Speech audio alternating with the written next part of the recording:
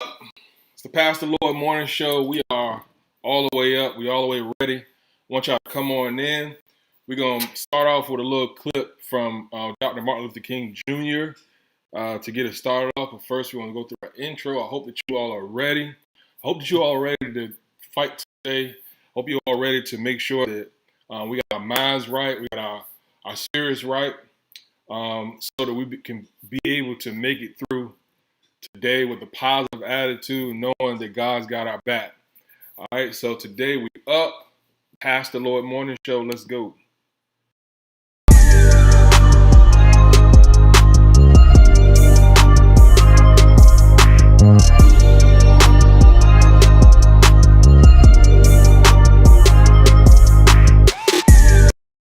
This is the most important and crucial period of your lives, for what you do now and what you decide now at this age may well determine which way your life shall go. And the question is whether you have a proper, a solid, and a sound blueprint. And I want to suggest some of the things that should be in your life's blueprint. Number one in your life's blueprint should be a deep belief in your own dignity, your own worth, and your own somebodyness. Don't allow anybody to make you feel that you are nobody. Always feel that you count.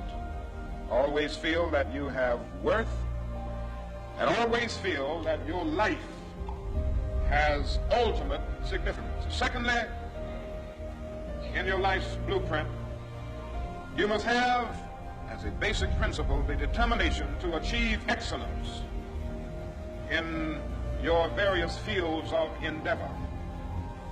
You're going to be deciding as the days and the years unfold what you will do in life, what your life's work will be. Once you discover what it will be, set out to do it and to do it well. Be a bush if you can't be a tree. If you can't be a highway, just be a trail. If you can't be the sun, be a star. For it isn't by size that you win or you fail. Be the best of whatever you are. Finally, in your life's blueprint must be a commitment to the eternal principles of beauty, love, and justice. Well, life for none of us has been a crystal staff, but we must keep moving. We must keep going. If you can't fly, run. If you can't run, walk. If you can't walk, crawl, but by all means, keep moving.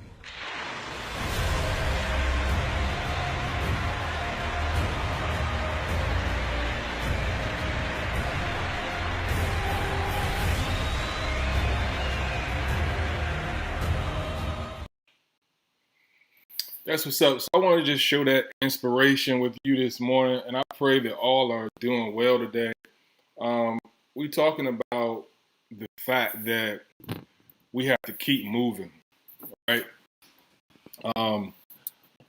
And I think that all of us really run into a point where we have to kind of decide whether we're going to stay down or whether we're going to keep moving in our lives. And good morning to everybody. I pray that you participate with us today. Good morning, Eric. And look, so truth be told, like we talked about the other day, you know, a lot of times we say, I'm gonna quit, I'm gonna throw in the towel.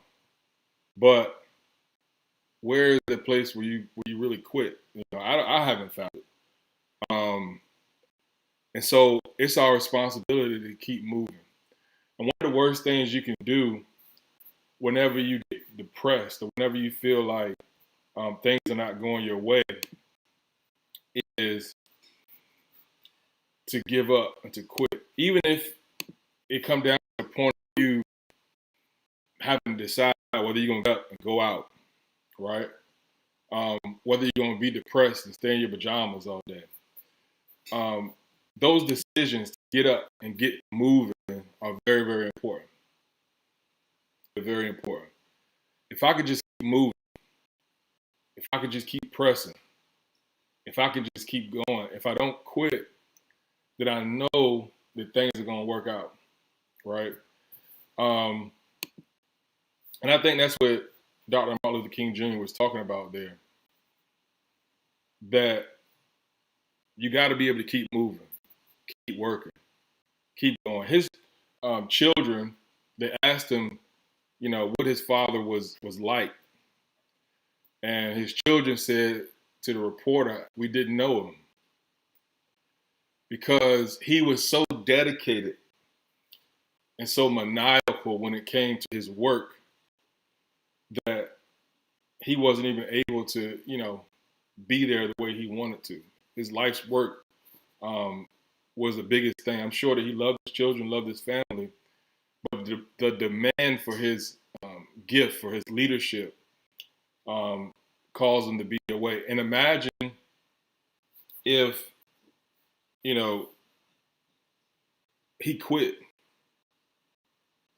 Imagine if he didn't stay with what God called him to do. Where would we be today? And so we got to think about that.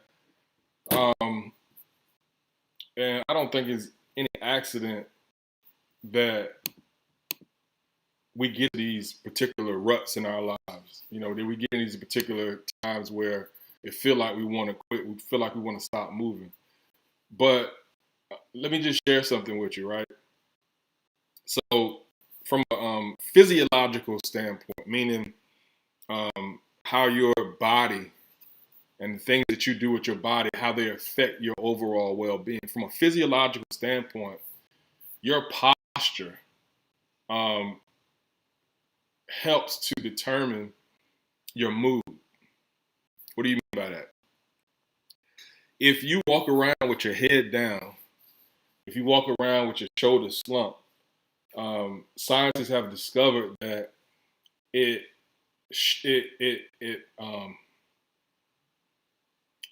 causes you to kind of, from a mental standpoint, be in the same place as your posture. If you are in a depressed stance, head down, shoulders slumped, most of the time we can probably guess how you feel inside, right? If you're depressed, if you are, just laying down and feel like you can't get up, if you feel like you can't go further, one of the best things to do is to place your body in a physical place where your shoulders are back, your head is up. In fact, they got one thing called a Superman pose, Eric, where if you stand the way Superman used to stand, they said it actually increases your testosterone. So that's from a physiological standpoint. So we have to keep moving. We gotta, even when we feel like not going out, not taking a walk, not interacting with the world, sometimes you have to make yourself do those things, right? En Vogue said, free your mind and the rest will follow.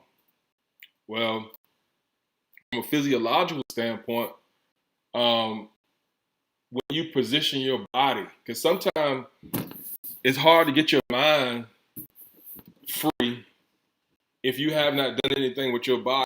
So get out, take that walk, go exercise, and don't run from the issues that you're facing. Because a lot of times we get to the point where it's like, I don't even want to have to deal with so-and-so. I don't even want to have to, to deal with certain situations. I know I got customers right now who I don't even want to have to deal with anymore. Shouldn't have took them in the first place. But I got to be able to face those issues without shying away from them. And a lot of times, as soon as you face them, all that anxiety that you had, all that worry that you had on how that thing might turn out, it kind of flips, right? It kind of flips to where now I'm no longer worried about it because I've been able to communicate. And so you got a choice here.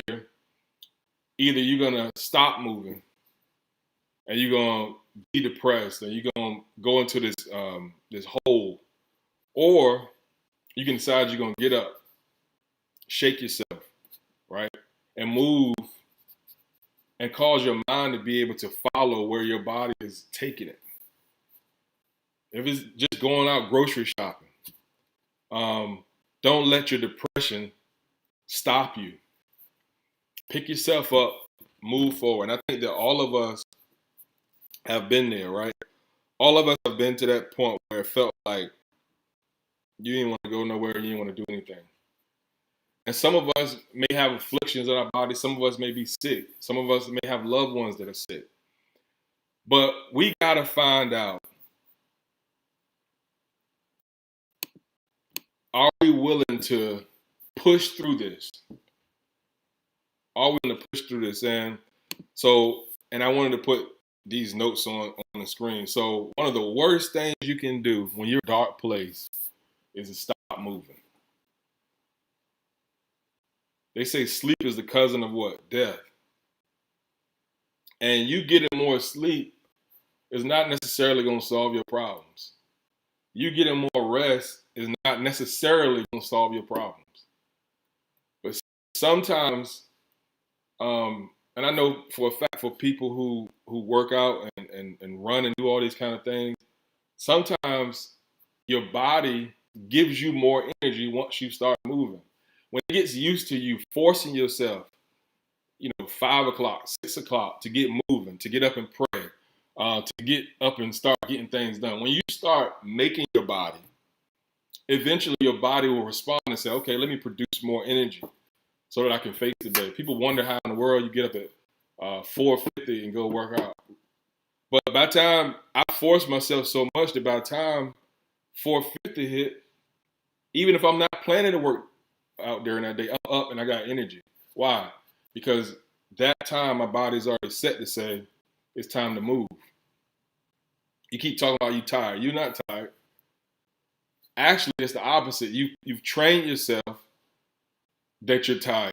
You're going to be able to produce the energy you need in order to make it for the day. So you got to keep moving. You got to keep moving. Don't stop. Keep it moving. And I got here in the chat our scripture for the day. Philippians 1, verse 6. And this is the American Standard Version. It says, being confident of this very thing, that he who began a good work in you will perfect it into the day of Jesus Christ. Being confident. First thing you got to do is be confident. Be confident in what God has placed in you. Be confident in the mission that God has given you. And I want you guys to hop in the chat and respond to anything I'm saying. But being confident. A lot of the reasons why we quit and we stop moving is because maybe we're not confident in the mission in the first place. Maybe we're not confident that we can do it. Maybe we're not confident that what God has put in us is enough to be able to sustain us through all the troubles and the trials that come along with accomplishing that mission. Will Smith talked in his book and talked about the fact that when he was coming up, his father made it so you have either two options. Either you complete the mission or you're dead. And he went through his life with that mindset of either I'm going to come back with my mission fulfilled or I'm going to be dead. I ain't coming back at all. Even 50 Cent said, I'm going to get rich or die trying, right? So it's this determination of I'm going to make it through. And it doesn't matter what circumstance you're in. You can be sick. You can have problems with your family. You can have problems in your marriage. You got one or two options. Either you do it or we out of here. We dead. And when you come up with that attitude, there's nothing that can stop you. It's nothing that can stop you when you have a made up mind. And a lot of it comes down to getting sick of your current situation, right? I'm sick and tired of not being able to get along with my wife or my husband, right? I'm sick and tired of my body aching. I'm sick and tired of dealing with those things. And the more you begin to get wisdom on these particular different things and learn how you can improve and learn how you can make yourself better, learn how you can strengthen yourself, how you can fix your finances, learn how to deal with your wife, your husband. When we educate ourselves, now we can be able to deal with it from a smart position. And the reason why I'm saying that is because I read this morning Proverbs chapter 4, verse 25. And I'm going to put this in the chat as well. But the funny thing about it is that a lot of times I teach, and good morning to everybody. Good morning, good morning. A lot of times I teach that, where we at? A lot of times I teach that you should read a proverb a day, because there's 31 proverbs in the book of Proverbs. And this is the 4th chapter. So you read the first one on the first day of the month, the second one on the second day of the month, and so forth and so on. But it just so happened that this particular scripture fell on the 4th, in which today is the 4th, of course. And look at it where it says right here, and it relates straight to what we're talking about. It says, let your eyes look straight ahead. Fix your gaze directly before you. If you're not focused, if you don't have a clear focus on what it is that you're trying to accomplish, and if you're not crazy about getting that thing accomplished, then anything can come along and push you off that path. Anything can come along and push you off that path. Rain, sleet, or snow, you got to be ready to do what it takes in order to accomplish the goal that you're trying to accomplish. I don't care what the situation is, how angry you get. If your goal is to have a better relationship with people, then there should be nothing that stops you from doing what you already set out that you're going to do in order to have those better relationships. It could be with your children that you don't maybe see that often. What are you going to do today to make sure that you're prepared, that when your day comes up that you're supposed to see your children? What are you going to do to make sure that happens? If your goal is weight loss, what are you going to do when you've made up in your mind that I'm going to lose this weight? There should be nothing that should be able to stop you from getting to that point. Fix your eyes. And there's so many things that come along to distract us, right? So many things. So fix your eyes directly. That's Proverbs chapter 4, verse 25. But when I fix my eyes, right, it's almost like those horses that you put blinders on. And the reason why they do that is so that they won't be able to look to the right or to the left, be able to focus on the goal. And sometimes we got to put blinders on. We're not going to let depression stop us. We're going to not let the fact that somebody told us no to stop us, right? I'm determined that if I run into a stop sign, the stop sign don't mean turn around and go back home. I'm determined that if I run into a closed road, that don't mean turn around and go back home. It means that I'm going to find another way to get where it is that God has called me to go. So keep moving, keep moving. I don't know your situation, but the fact that you still are breathing today means that you have purpose. The fact that you're still alive today means that God is not done with you. I know you may be sick, I know you may be going through, but guess what? If he wanted to take you out, he would have took you out by now.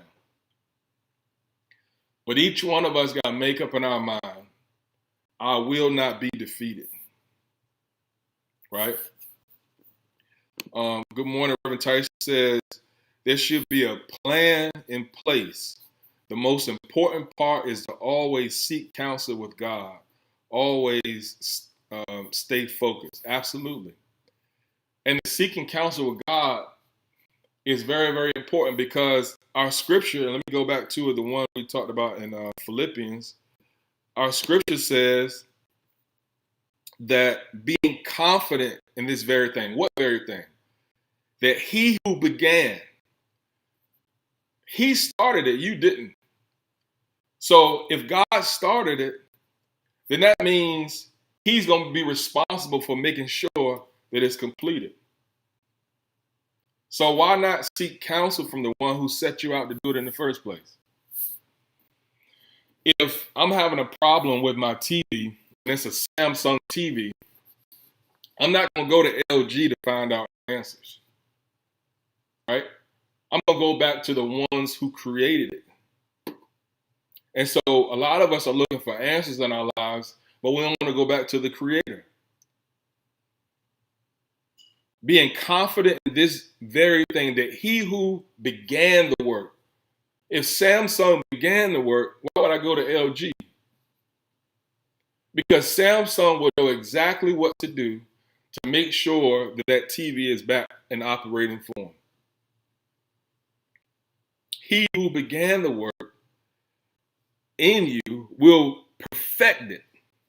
And that's a good thing, because all of us, although you feel like you're out, I may not be doing what I need to do, but he's perfecting you. He's perfecting you.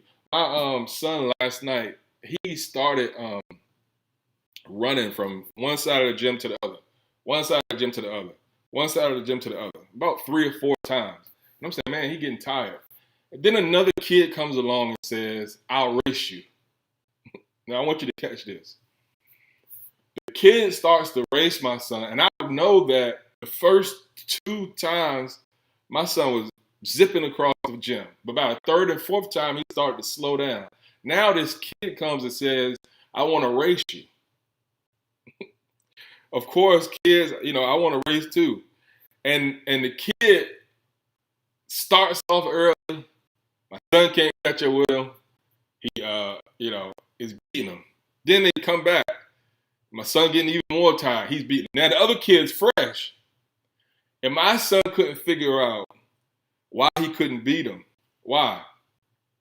Because he's no longer comparing himself to how fast he can go. He's comparing himself to somebody else, not knowing that you've been doing this thing for a while, and you're tired.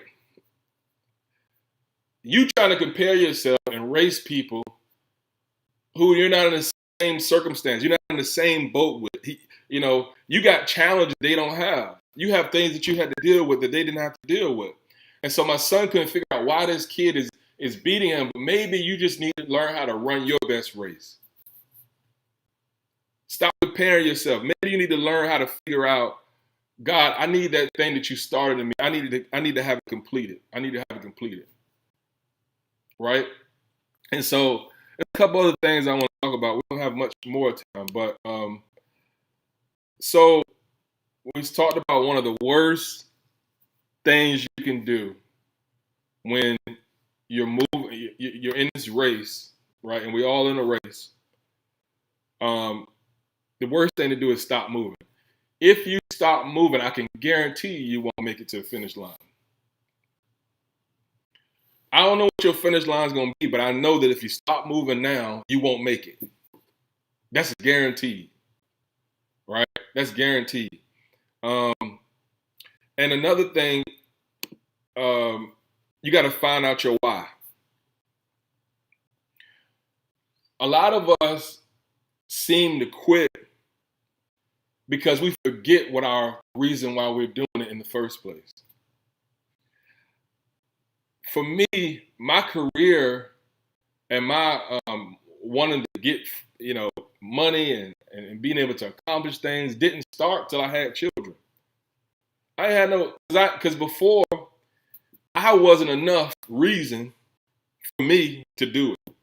And I needed something else to push me. Now, when you ask me why I do this, why I do that, why I want to be able to get better with my health, why I want to try to do more in my career, why I want to make sure that I'm being effective in this world, because I'm doing it for my last name now, not just my first.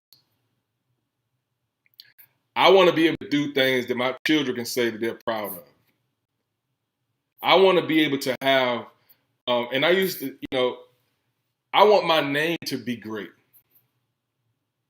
I want, at the end of the day, people to be able to say, he made a difference. He made this world better than what it was when he got here.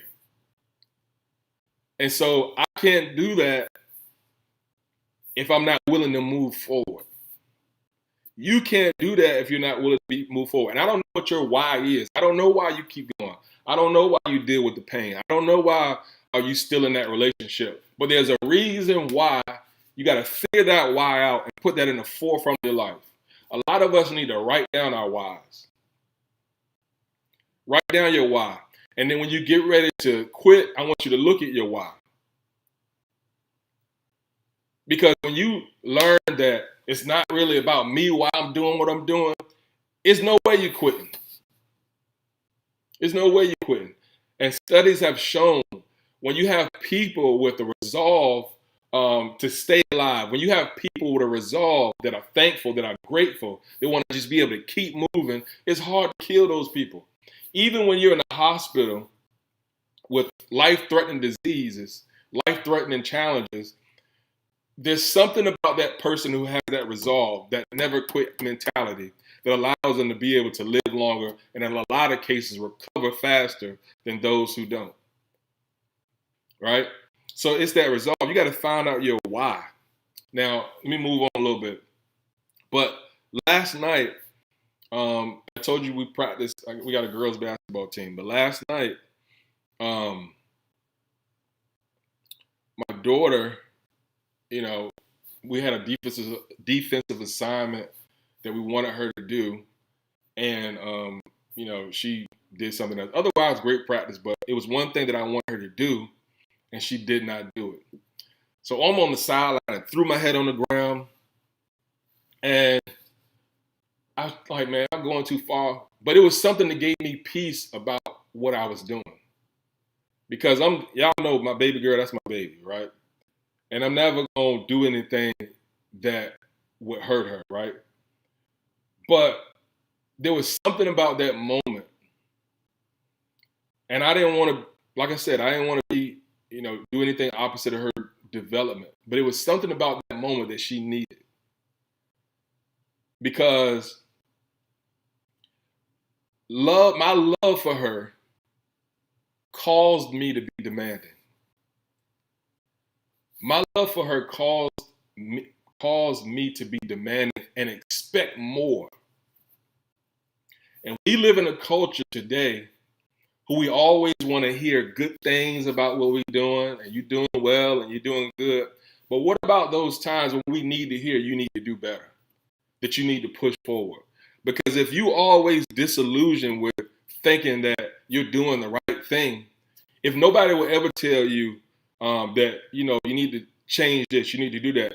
If my breath stink, I want somebody to tell me in my house than outside my house, rather than outside my house. I want you to be able to correct me in the house rather than getting me outside, and I'm not knowing. I want those corrections in the house. So love causes me to be demanding. And that's our next point. So if love is causing us to be demanding, right? And we know that God loves us beyond anybody in this world. When we start to understand his level of love for us, you got to recognize that it's not always going to come with flowers and candy, right? Some of his love is going to be out of him demanding you to keep moving forward. Jesus carried that cross up that hill. Some say there was almost 3 times his body weight. He said, but I still want you to carry it. Until he had to have somebody, I'm talking about beaten, bruised, been beaten all night, dehydrated. God, why do you still want me to carry this? So sometimes the mission and what God is calling us to do will cause him to be demanding. That's why you ain't always getting patted on the back and your shoulders rub every time you go through something. Because sometimes God is calling us to a place where he's going to make us push through. And then so I was commending her because when we got in the car, I recognized, and I hope she don't hear me, but she ain't went to school yet. You go to school kind of late. But we got in the car and I said, and I could tell she was a little upset. And I said, you got a choice here. You can either pout or you can take the instruction and get better. So our question today is as demanding as you feel life is being right now, are you able to take it and get better, or are you going to sit back and pout? Right? Are we going to sit back and say, I can't believe this is happening to me? Right? So love causes us to be demanding. Love causes us to demand not only things from other people, but love should cause us to be demanding over ourselves. You got to demand when you care about other people and you know that your actions will affect other people, whether it's inaction or action, then you got to demand something out of yourself. Love is going to make me go to the gym because I want to be here for my children. Love is going to make me fix that relationship because I want to make sure that I'm still got a great relationship with my wife, my husband, my son, whatever it may be, right? Love is going to cause me to do that. And love is demanding, and you got to be able to demand something out of yourself. You got to be able to celebrate those times when you win, and you got to be able to be hard on yourself those times when you don't win. And say, no, we're going to get this right. And it's not a depression hard on yourself. It's not you just sink into a hole, but you get to that point where I'm going to resolve to do better. I'm going to resolve to do better. And,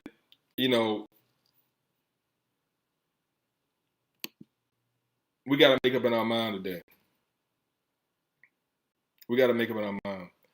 And so let's look at a couple comments here. Reverend Tyson says, God will give you the strength when you are weak. Eric said, she can hear you. Even if she can't, she know. Life itself is challenging. That's correct. That's right.